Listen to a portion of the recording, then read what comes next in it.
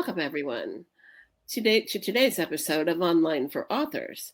With me today is Marj Charlier, an award-winning author who has written both nonfiction as a newspaper reporter and a fictional series, and now has moved into writing historical fiction.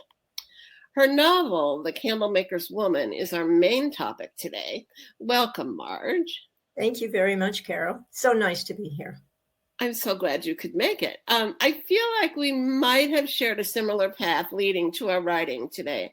I started in television news, you in newspapers. I went on to teaching film and television in Boston, and then you took a real curve and had a second career in corporate finance. Yet after we both retired, we seem to have found comfort in our latest activities. My first question to you is, how was your transition from nonfiction writing to fiction? Did you find it as uncomfortable as I, from the newspaper stories to the Johnson Station novels, for example? No, actually, from the time I was old enough to put a sentence together, I wanted to write fiction. But coming from the kind of economic background I came from, you don't get to do that straight out of the box. You have to find a way to make a living. And it was a lot easier for me to foresee making a living by writing for a newspaper than going out into the nonfiction world. And all the time I was a newspaper writer, I wanted to write fiction. I loved the writing process so much more than the reporting process. I hate to call myself shy, but there's a bit of me that's true. And being a reporter required me to put myself out there. You know, I remember reading a Joan Didion book at some point where she talked about sitting on the edge of the bed and having to have a motel room and picking up the phone and having to cold call some family whose, children had just died in some disaster or something. I don't remember exactly what she was writing about, but that's the way I felt. I really did not like having to pick up that phone and cold call people. Now, at the Wall Street Journal, it wasn't so hard because you're calling people who expect to be called and even sometimes want to be called, even though they shouldn't want to be called. Corporate executives or PR people or investor relations people, those sorts of people. That wasn't so hard. But when I was writing the feature stories about the downturn in the farm economy or something that involved real people and not people who were trained to talk to the media, I really had trouble with that. But the writing part was the part that I really enjoyed. So I couldn't wait to get to a point in my life where I could just sit down and write stories. I think that's great. Like I said, I had a lot of trouble going from the nonfiction to the fiction. I didn't put what happened to me. I think maybe because it was on the screen. What would happen is I would write it, and then someone would say, well, what color was that? And I would say, well, you can see it on the screen, you see. So I that was where I was having my trouble. I think that makes sense. That makes a lot of sense. Yeah. Possibly. Whereas I always had to evoke the scene through the writing. I see the difference. Yes, right. So let's talk about The Candlemaker's Woman. I understand that you researched that book for 3 years. Yes. What was your approach to research? Tell me a little bit about that. Well, my approach to research was interesting. I used to walk my dog, who is gone now, Carly. She was an angel. I used to walk her every morning, and I would listen to the Great Courses tapes. And, all sorts of things, the evolution of humans and geology and geography and all kinds of fun things. And I got hooked onto this series about the medieval history, which was narrated by a woman from Purdue. And she gave me so many great ideas. And one day she was talking about the time that the barbarians, so-called barbarians, the Germanic tribes, were backed up on the Rhine River because the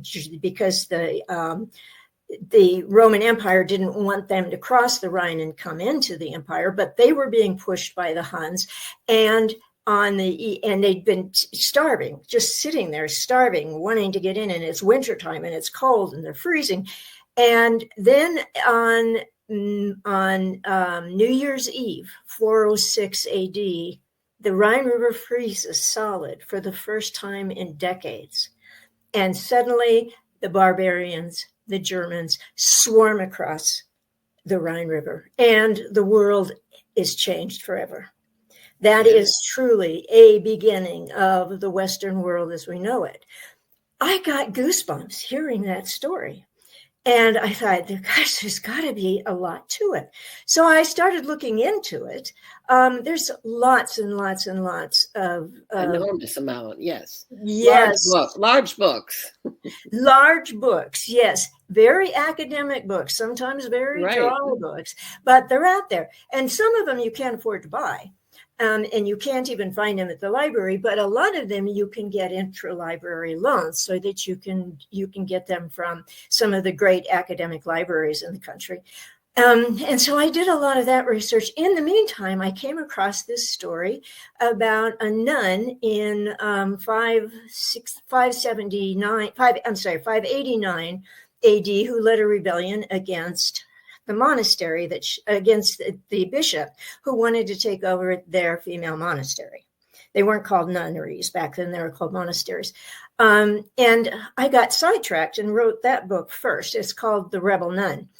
And it did very well. And then I went back to the story of the Rhine River. I think what took me so long was, in order to write the story, the only individuals really known to have crossed the Rhine River or to have been involved in either pushing back against that diaspora or in the diaspora are either military people, kings, princes, that kind of person. And I didn't want to tell that story because that story's been told. Right. I wanted to tell the story of a real person like my protagonist. And of course, they didn't write. First of all, they didn't write. And secondly, they didn't write anything about themselves. So it really required a lot of tangential research to figure out who this person might be, what her skill set might be, how she may have ended up across the Rhine River. And so it took me a lot longer to do that kind of peripheral research before I could write the book. And that's why it took so long. But a lot of it was reading these big, thick textbooks. Yeah. Well, you did an amazing job with her character. I found that, the history of the times that you were writing about was very interesting. But my main reason to open that book every night was to find out how Malia was coping. Her duties pushed her to learn to make things last. Her acceptance of the nightly visits from her master seemed unimaginable. And especially at her young age, I mean, she was just a young teenager. Were you surprised at the amount of slavery during that period? That surprised me. Absolutely. And if there are really two things that I wanted to bring out through writing this book, and one of them was the prevalence of slavery at that time. There are estimates that as many as 1/3 of the people living in what we now consider the Western world, which would be Germany, France, Gaul, Italy, the Iberian Peninsula, and what we now think of as the United Kingdom, about 1/3 of the people were slaves. Some of them sold themselves into slavery to get out of debt. Some of them were born into slavery. Some of them became slaves by virtue of war as war booty. But anyway, 1/3 of the people living at that time, several estimates have, were slaves. And I found that amazing. It was shocking to me. Anyway, I found myself rooting for Malia as she became stronger and eventually outsmarted those soldiers who came looking for slaves. Did you read about many women who were forced to become leaders at that point? Slave women? There certainly are, but unfortunately, what you read about are basically two categories of women. One are the religious women, who became abbesses, or in some way leaders in the church, such as Radigan, Saint Radigan, anyway, there's lots of those. And the other are those who are born into royalty. So we read a lot about the likes of Fredigan and Brunhild and those sorts of women, but we don't really read anything about women who were slaves or women who were peasants. There's just not a lot to be read about that. And that was part of what I wanted to do here, was to introduce a different way to look at history through the lives of very common people. I thought not only that, but another difference that I never expected was that her mother was the one who actually sold her into slavery, which I never expected. But just the whole process of why that family, what they did to try to make it where they were trying to go, and how the mother thought, this is my one way of getting there. I know Malia kept thinking at the beginning that her mother would come for her. And then eventually, when her master was taken to have to go to war, and she sort of changed, probably was always that way, but it sort of became obvious to the reader. It was like, it was a relief to see that, she wasn't having to deal with that every night. But then there was some other twists in that story that I never expected. I think you did an amazing job with, throwing in a brother, possible brother, maybe not, maybe yes. She actually got to enjoy the company of a male that wasn't, someone who was assaulting her. And so that whole part was very interesting to me. I don't want to give away this story. I want people to buy this book and read it. But if our audience wants to hear more about the Candlemaker's woman, they can click on the link below and log on to Novels and Latte, where they might even win a copy of this book. And your first this is your second historical novel. You started to say a little bit about the Rebel Nun, but you want to say a little more before we move on about that first historical novel? Sure. The first historical novel is set in Poitiers in 589. I always forget because I wrote one recently that's set in 579, 589. And it's about a nun, and it's based on a true story about which there are some very sketchy factual details recorded in history. So it's not totally made up.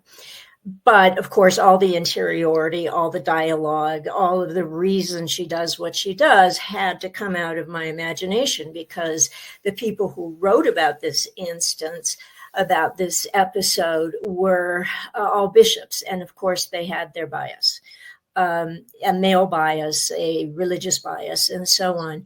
So the story is this woman was set to become the abbess of the monastery, the Monastery of the Holy Cross, which was founded by Saint Radigan.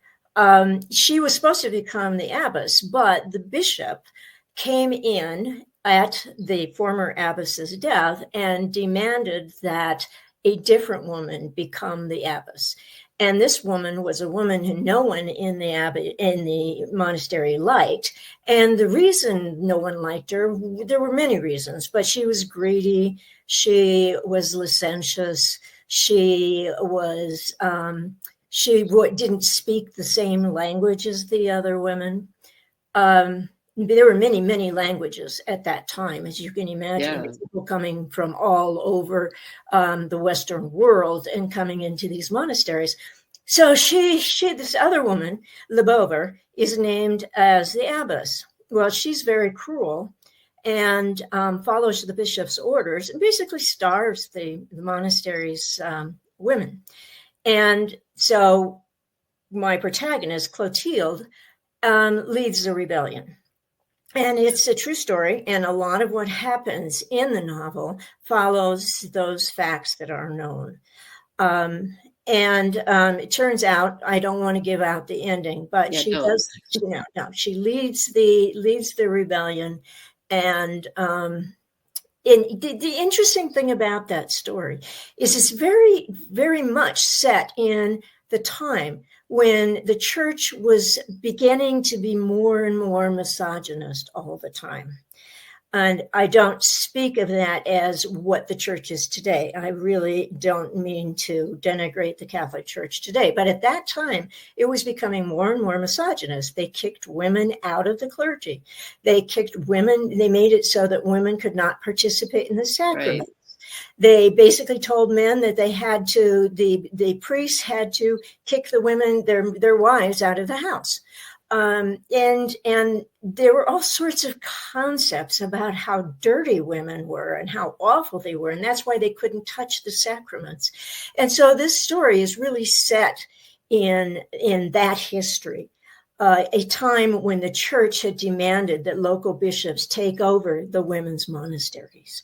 So I thought it was a fascinating period of time I knew nothing about. And I hope readers learn a lot and enjoy learning about it. I had to go pick it up because I, a former Catholic, my first book after I retired was still a nonfiction. It was a memoir, and it was about my mother's affair with our parish priest.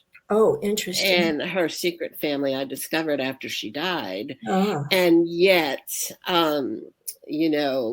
during this time of my research and writing was when the Catholic Church was now accepting and accusing and convicting priests of, dealing with young boys. And it was during that time when the newspaper in the Springfield, Massachusetts area came out and actually named this priest as someone who was not dealing with boys, but with women. And so I'm anxious to see, compare the nuns and how they were treated back then to this. Yeah. I understand that you feel, or I've read somewhere that you felt you became a hostage to historical novels. I think it means, tell me if I'm wrong, that this is where you want to sit now, that you want to write the rest of your writings in this genre. I think at one point when I had finished The Candlemaker's Woman, and before I started this next novel, which is also a historical novel called Once Upon a Marriage, which is about arranged marriages in the 6th century between the Merovingian kingdom and the Visigothic kingdom. It's a fascinating, true story. And as I was writing that, I thought, boy, I just love this stuff. This is so much fun. But I don't think it's the only thing I will ever write. I still like writing contemporary fiction. In fact, I've just finished a novel that I've turned over to my agent, which is about an older woman, younger man relationship. And really? they create a bookstore together, which, bookstore books are hot. Readers love books. Book lovers love bookstores, and therefore readers love stories about bookstores. And so that's what it is. But really what it's investigating is two things. One is the potential for small towns in the Midwest, if they think creatively. And secondly, the whole prejudice against older women, younger men relationships. People accepted older men, younger women relationships. May December, yeah. Yeah, we laugh about them, right? But to turn the tables and have an older woman with a younger man, that's just not right. So I wanted to play with that. And so I finished that. So I think I will go back and forth. You're going to do both. You're going to do both. I didn't know if there was any more to the original series that you had written before the historical novels, but so standalone novels that are current is also something that you're interested in continuing. Yeah. I just love to write. I just love to write. When ideas kind of incubate, they somehow invade my brain, like the worm in RFK's brain. They invade my brain, and I have to do something with them. I love it. The typical classification, plotter or pantser. So what would you say? Where do you fit? I've always been a plotter to the nth degree. Yes, big. From our nonfiction background. Yeah, I don't know about that, but it's possible. I never thought about why that is. But I always felt like I needed to do the work for which, because I told you I didn't like the reporting, I like the writing. Right. So I always approached fiction the same way. I had to do the work first, which meant I had to do the research, and I had to figure out what was going to happen in the story, and I had to figure out all the characters and all the plot lines and so on. And of course, then you would follow that, but of course things would change. You never right. Follow your plot precisely the way you thought you would. But this latest novel, the one about the bookstore, because I just like the idea so much, I just sat down and started writing. It's the first time I've ever pantsed a novel. Wow. And I want to tell you, it was fun. It really was fun. I had no idea where I was going. And isn't it great? It was great fun. But I think when it comes to historical fiction, I will return to plotting, because I think in historical fiction, you owe the reader, who assumes that you're telling some story that comes out of some level of truth. Right. You kind of owe it to the reader to do a little bit more plotting. So I'll go, just like, will I write historical fiction forever? Will I write contemporary fiction forever? No, I'm going to go back and forth. And I think it's the same way with plotting and pantsing. What do you do? I probably am more of a plotter back from my, original, like I said, news, television news, whatever. But I did let myself, during the pandemic, I had written a series of cold case murders, mysteries. Mm-hmm. Nice. And they were very intense, a lot of intense research, and they were all things that had actually occurred. Oh. And then the pandemic came, and I just said, oh, I need a break. And so I decided to write a cozy mystery, total fiction, made up a name of Beulah Jean Pickens, who's a private eye, and her sidekick is Miss Shelby, her golden retriever. I mean, and I don't believe, like you said, I thought, okay, she's going to have to do this. And I set her in an area in this locale where everybody loves to go. So that was something that the authors in this area have started doing, writing about local areas, and people are buying. We have followers who like to read about the area. So, but that was a shock to me to be able to do that. So that was my first thing. And yet, the second book that I wrote with Beulah Jean, I actually plotted that, which is strange, but so it might be, like you said, a little of both, some of this and some of that. I find that I get most of my writing done early afternoon. I don't know, what is your time that is best for you? Well, it's funny because when I get really going, that is, I know where I'm going, or I'm all fired up or something, I write from 8 o'clock in the morning to 8 o'clock at night. I really can't stop. It's addictive as hell. It's really crazy. You just can't stop. Sure. When I was a reporter, working for, the Wall Street Journal and other morning newspapers, you wrote in the afternoon. You did your reporting in the morning and you wrote in the afternoon. And when I first started writing, I couldn't start writing until 3 o'clock in the afternoon because it was kind of my program. Right. But I broke out of that. And I would say that when stories are going well, there is no time limit. I just can't wait to get up in the morning, have my coffee, do the crossword puzzle, and then head to my computer. And my husband always has to say, Marge, you're supposed to stand up once in a while. So I have to set the alarm to tell myself to stand up once in a while. It's really crazy addictive. It really is. It is addictive. In my case, my husband writes children's books. Oh. So we have breakfast and then we go to our corners, our different rooms. And, whenever we come out, whatever that might be. Yeah. And, sometimes I just work on research and don't even start writing until after lunch. And sometimes there might be some writing early on, but it becomes a pattern, whatever it is. Yeah. I also understand that you help other authors, or at some point in your career, you've sort of helped prepare their manuscripts for publication. Tell me a little bit about that. Yeah, when I first started, basically when I wrote my Johnson Station novel series, which you've alluded to, a story about 3 Iowa women who take over a small town and turn it around,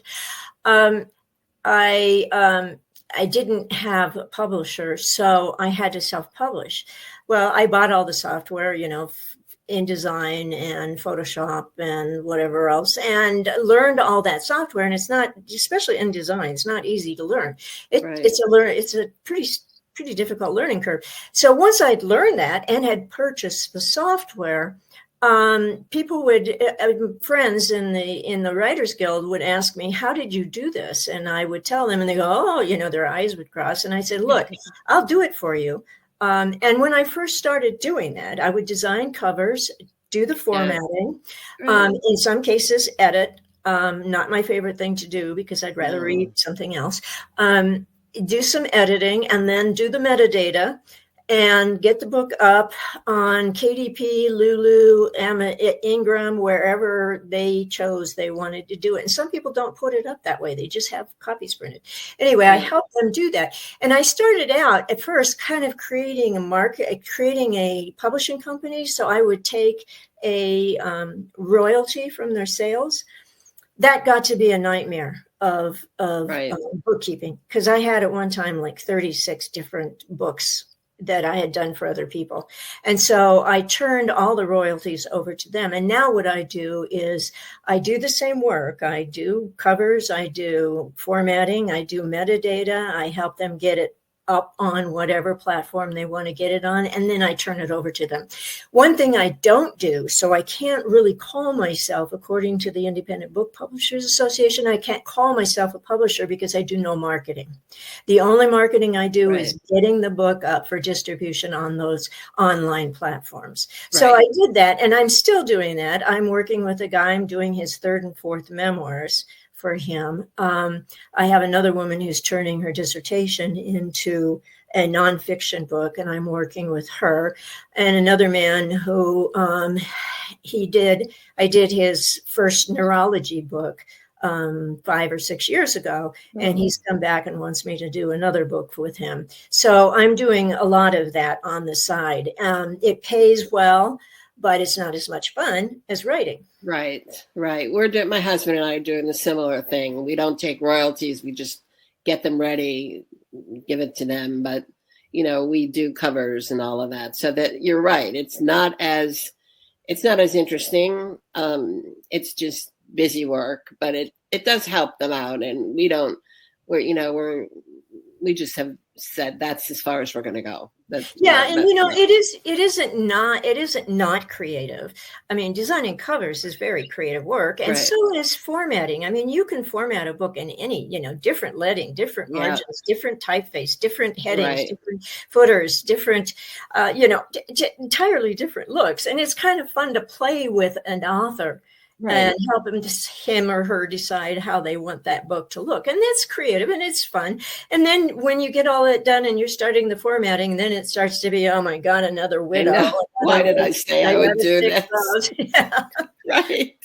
I know. Sometimes it's fun helping them come up with a name for the book. Yes. They don't even have a title sometimes. Yes. In fact, I've helped friends who don't even come to me for anything else, and I don't charge them, but they come to me, and I love helping people come up with titles. I wish somebody would help me. Sometimes I know. Yeah. Enough already. Well, what's your take on today's print-on-demand process?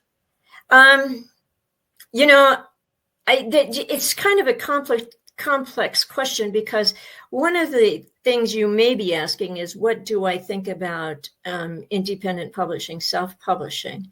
And then another question is, what do you think of the job that printers and KDP and Ingram and so on are doing with the books that we turn over to them? So it's kind of two different questions. It is, right. Yeah. And I would say, in terms of print on demand, there's been a real decline in quality. It used to be that you'd send a book to KDP, totally the PDFs all set up, and you could get a book back that looked like what you intended it to look like. These days, it's not really true. I get books back where the margins are totally off, and I send them back to them and tell them, these are not what I sent you. And they write back and say, it's within our tolerance. I know. I'm sorry, it's not within my tolerance. I know. It's really frustrating. So and the other thing is, people have started to brag about how wonderful print on demand is, because now even Ingram doesn't have to carry supply. They can basically wait and print these books on demand. And Ingram, as you know, and I think even KDP these days, they do hardcover books. Yes, now they're doing hardcovers. The problem is those hardcovers fall apart because they're glued, not sewn. And the quality of them are terrible. I mean, I have bought books from major publishers that, bought books that you open them up and they fall apart. So when it comes to print on demand, I'm disappointed in where the industry's gone. Yeah. In terms of self-publishing, who can say anything? I mean, everybody has a right to get a book published, and for so long, the gatekeepers, that is the publishers and the agents, have been in total control over what gets published and what doesn't get published. So yay for liberty, right? If you want to write a book. The bad thing, of course, is now there's a lot of trash out there. Yeah. And then you add on top of that the opportunity for AI composed books. It's like the Wild West out there. It really is crazy. And unfortunately, I mean, there's so many books coming out every year, partly because of this self-publishing thing. Yeah, you can't keep up with it. And I think there was a period of time when anybody said that they were self-publishing, that it was a bad book. I mean, automatically it was a bad book. And then people started realizing, well, you know what? There were good books too that were coming out. But now you're right. It's a crapshoot. So I don't know. Yeah, it is. It is. The sad thing is that I think some of the publishing industry is so trend oriented. They won't publish anything these days that isn't fantasy or romantasy or sci-fi or whatever. Dragons and women. They're big into fantasy and aliens now. Whatever. Yeah. That they won't look at. I mean, it's hard to sell historical fiction if you're not Maggie O'Farrell or Marie Benedict. Trying to sell historical fiction is very hard. Related to a star, celebrity books. Yes, absolutely. Right. So, let me just ask you, I know that you're working on another historical novel right now, correct? Yeah, it's at least in the third draft. Yeah. Okay. So if people wanted to learn more about you, you want to tell them about your website, how to contact you, how to see what else you're doing. Sure. Of course, I have an Amazon authors page. Actually, I have two because I published some fun romances during the pandemic. That's what I did during the pandemic. I said, oh, heck with it. I'm just going to write some fun novellas under the name of Marjorie Pinkerton Miller, which is my real first name and my grandmother's maiden names, Marjorie Pinkerton Miller. So you can find me and, with an author's page at Amazon that way. Of course, my books are all available on Ingram and on Amazon. My website is marjcharlier.com, which I think is terribly clever. And you can also find information about my publishing consulting business there. I am a very active member of the Colorado Authors League and the Historical Novel Society. So I guess that's about it. Very busy. Very busy. Can't miss you, right? Well, I appreciate the time. I thank you for joining us today, and I look forward to reading your next book. Well, thank you very much, Carol. This is a lot of fun, and good luck with your continued work. Thank you for listening to Online for Authors, where I, Terry M. Brown, author of character-driven fiction and host of the podcast, introduce readers to characters they'd love to invite to lunch. Tune in next Tuesday for another podcast episode.